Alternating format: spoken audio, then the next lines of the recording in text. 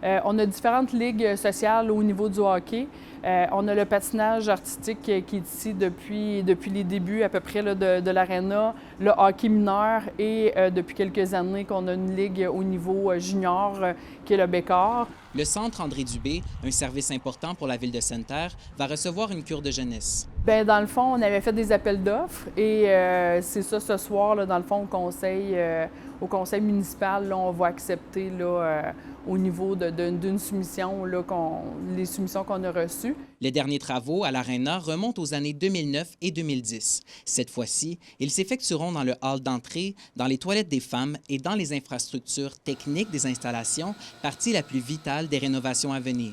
Bien, unité mécanique, en fait, c'est là où se trouvent les compresseurs, ma banque à glace, tous les éléments qui permettent, en fait, de fabriquer une glace. Lors des derniers travaux, l'unité mécanique avait été mise au goût du jour.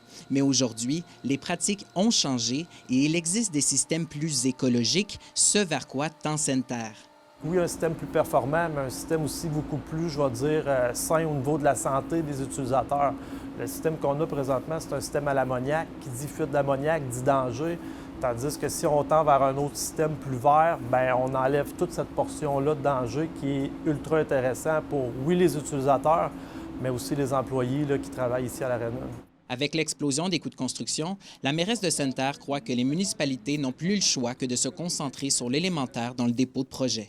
C'est de dire, bien, oui, des chambres supplémentaires, ça serait super intéressant. Est-ce que c'est obligatoire de l'avoir? Non. Bien, c'est un peu là qu'on a décidé de faire des coupures au niveau du projet.